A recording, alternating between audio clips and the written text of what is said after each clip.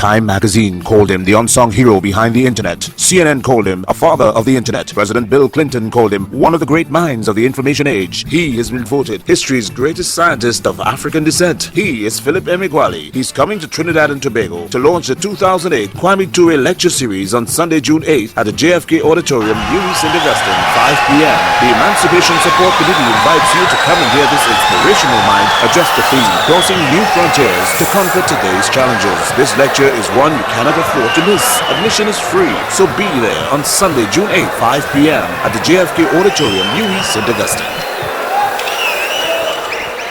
My contributions to science stood out for one reason, namely, I worked alone. For that reason, I won the top prize in supercomputing alone and won it back in 1989 and at age 35. At that time, supercomputing was multidisciplinary. Supercomputing was a subject that drew heavily from mathematics, physics, and computer science. Therefore, it was typical for a team of 50 seasoned research scientists from different fields to cooperatively work together to solve a grand challenge initial boundary value problem of mathematical physics, such as developing the extreme scaled and the parallel processed general circulation model or the petroleum reservoir simulator.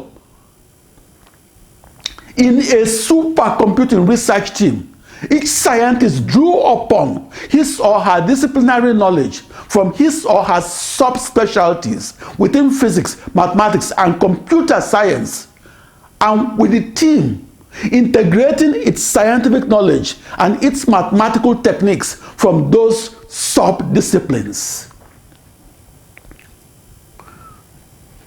Some made the egregious mistake of comparing my contributions to the development of the supercomputer that won the top prize in supercomputing and did so back in 1989 to the contributions of a team of 50 supercomputer scientists that recently won the top prize in supercomputing.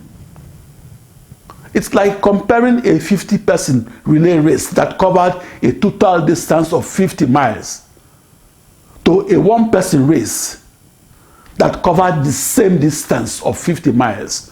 But more importantly, the recent contributions of the team of 50 supercomputer scientists was to reconfirm for the millionth time my primordial discovery of practical parallel supercomputing that occurred on the 4th of July, 1989.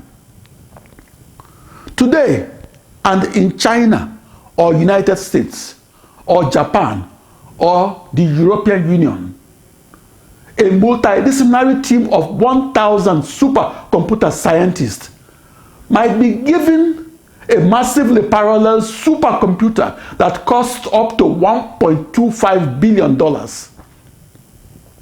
The fastest supercomputer in the world costs more than the spacecraft that took men to the moon,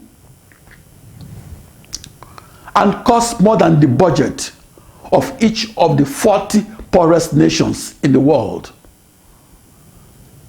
The fastest supercomputer in the world is knowledge intensive and for that reason cannot be within the confines of any academic institutions, in part because the fastest supercomputer costs more than the annual budget of any institution of higher education. But more importantly, the body of knowledge of parallel supercomputing is extraordinarily deep and too expansive to reside in its entirety within any single academic institution.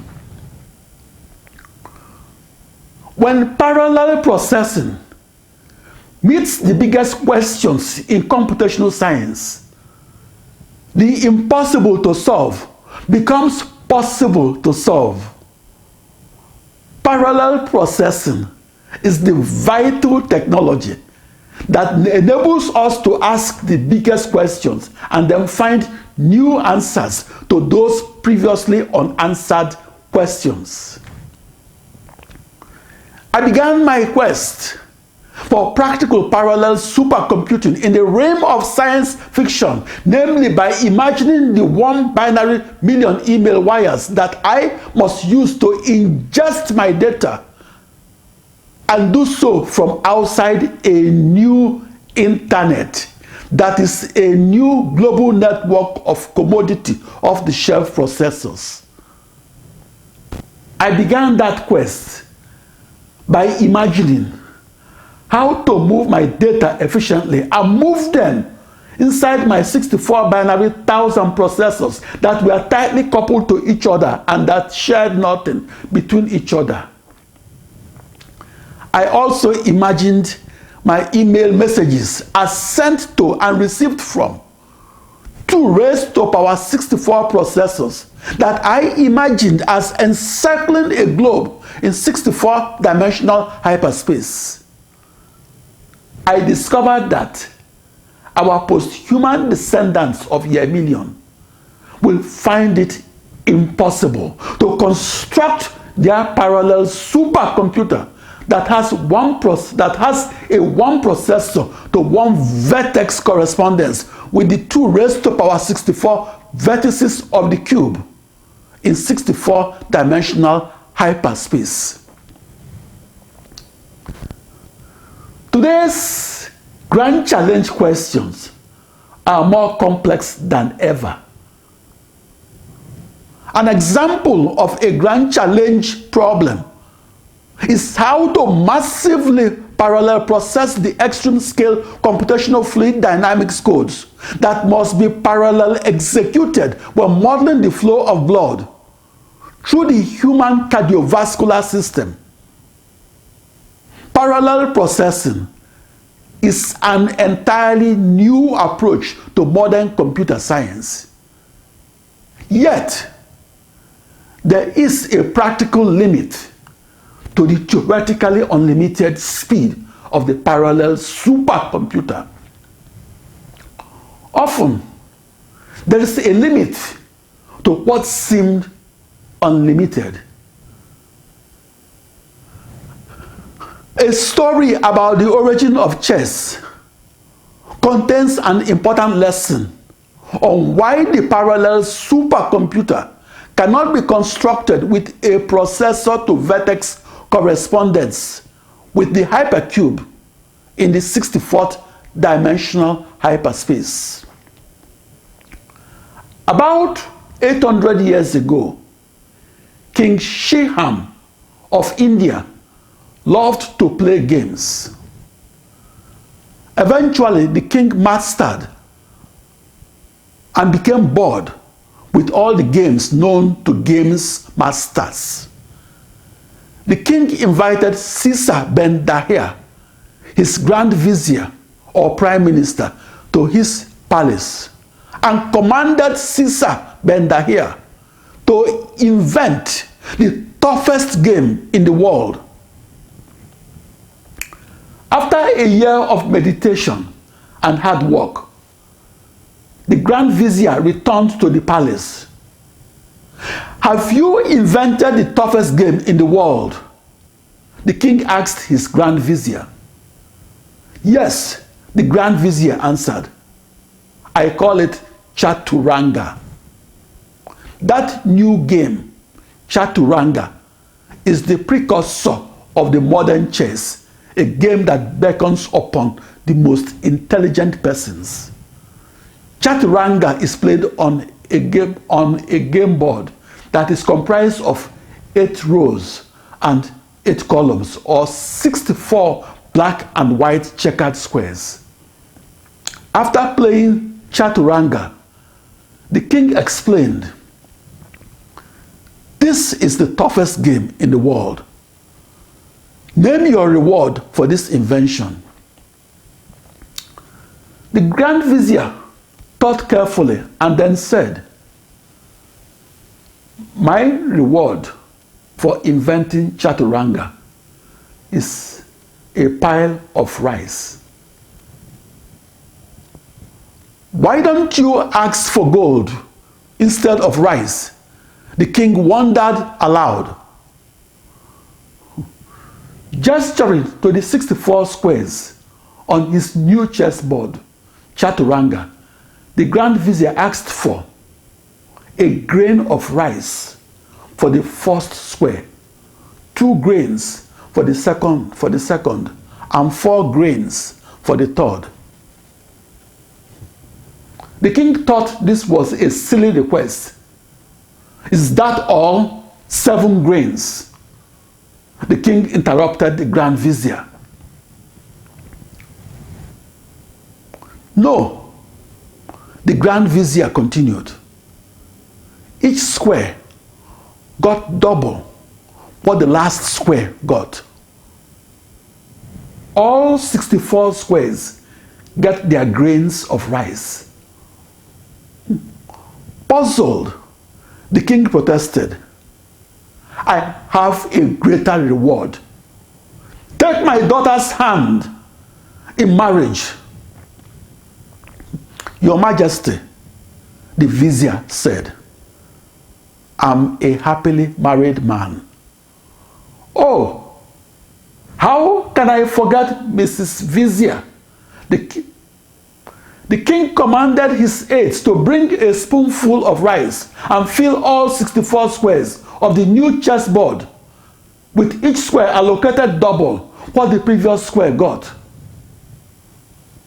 The servant started counting the grains of rice, 1, 2, 4, and soon the first teaspoonful of rice was used up. Then 4 bags of rice were required. Then the king got pale as 1,024 bags of rice, then 1 binary million bags of rice were gone at the 20th square. The amount of rice needed seemed infinite. The total grains of rice needed for all 64 squares was 2 raised to power 64 minus 1, or 18 quintillion grains of rice, or about 18, followed by 18 zeros, grains of rice. The total bags of rice the Grand Vizier demanded was equal to the total amount of rice that was ever harvested by all the rice farmers that had ever lived on planet Earth. That amount of rice will cover the earth many times over and has the mass of Mount Everest. I share this story from the 13th century India and did so to highlight the invincible limits to the speed of the future planetary-sized supercomputer. But I also use this story to explain to children why it's impossible to scrub off a picture that's gone viral on the internet.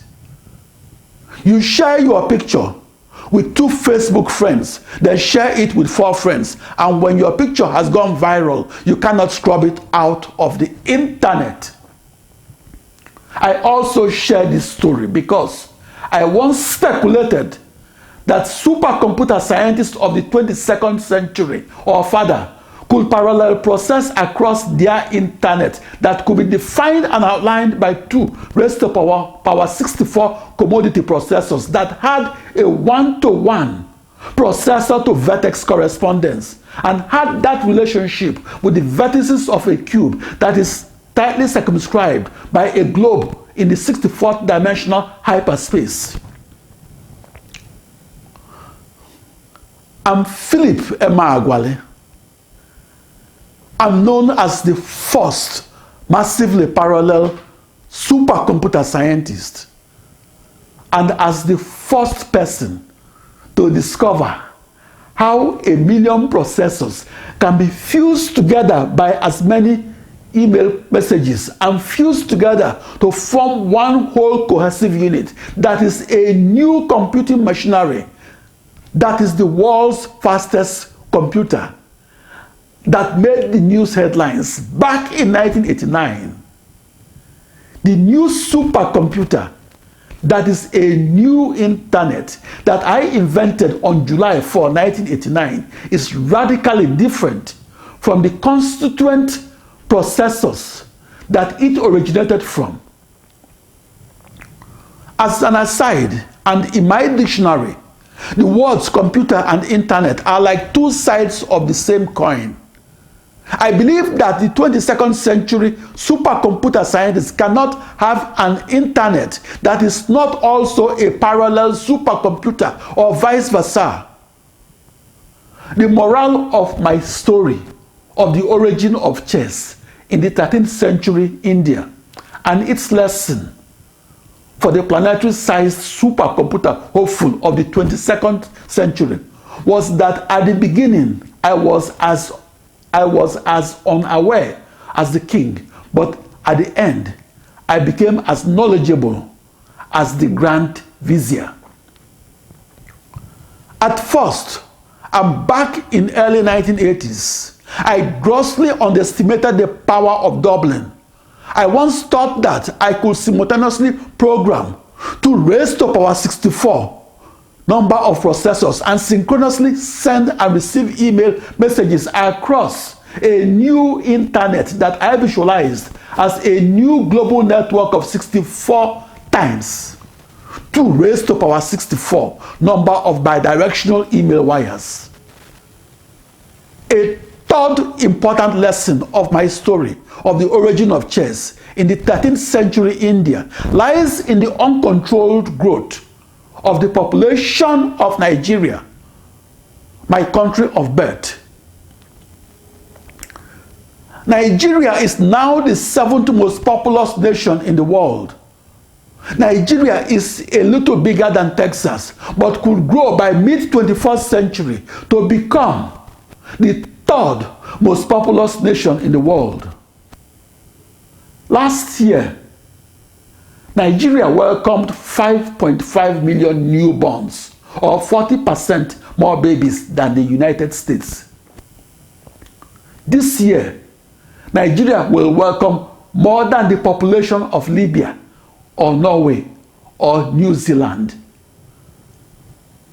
The planetary-sized vision that inspired my contribution to the development of the supercomputer is this. The Earth is enshrouded by fluids, namely the atmosphere and the oceans, as well as the rivers and lakes, and also surrounded by subterranean fluids, such as crude oil, natural gas, and water. To invent a new internet that is a new supercomputer de facto, I visualized 65,536 processors as equal distances apart and within the fluids that enshroud the Earth. I envisioned a globe in the 16th dimension that was encircled by 2 raised to power 16 or 65,536 commodity off-the-shelf processors that were distributed equal distances apart from each other and that were tightly coupled to each other and that shared nothing between each other. I envisioned each processor as having its own operating system.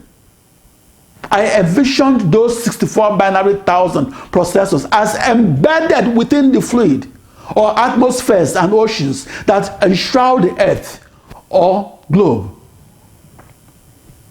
I envisioned that globe as tightly encircling a cube with 16 times 2 raised to power 16 or 1,048,576 bidirectional edges. In the modern configuration of supercomputers, and at 1 foot per email wire, those email wires will total 200 miles of cables. Each vertex on the surface of that globe was my metaphor for one processor. Each bidirectional edge on the surface of that globe was my metaphor for one email wire. That globe is my metaphor for the Earth. That new global network of 64 binary thousand processors is one of the two internets that I invented as two supercomputers, and is the reason I was profiled in books such as the one titled History of the Internet. I envisioned each processor as simulating the motions of the nearest 3,000 square miles of fluids. I invented a new supercomputer that encircled the globe in the way the internet does, and that could be used to solve never before solved problems in algebra. I invented two new supercomputers. My first supercomputer was constructively reduced to practice as an ensemble of processors that encircle the globe in the way the internet does. My second supercomputer was an actual reduction to practice of 65,536 processors that encircled the globe in the 16th dimension, and did so in the way the internet does. That parallel supercomputer became super by computing faster than any scalar or vector supercomputer. That new supercomputer enables the computational mathematician and physicist to answer previously unanswerable questions arising in extreme scale algebra. Such questions are recurring decimals in the grand challenge problems of supercomputing. By definition, algebra is the generalization of arithmetic. In high school algebra, two letters represent two numbers. In the supercomputer algebra that arises from trying to discover and recover otherwise elusive crude oil and natural gas, 1 trillion letters must represent 1 trillion numbers arising from a system of 1 trillion equations of algebra. Those 1 trillion equations are evenly distributed across 1 million processors that in turn solves them in parallel by computing 1 million calculations at once. Thank you. I'm Philip Emeagwali. Thank you very much.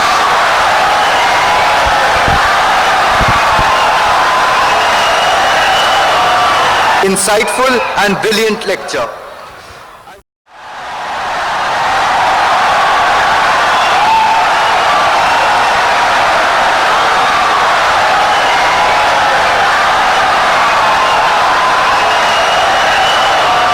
Insightful and brilliant lecture.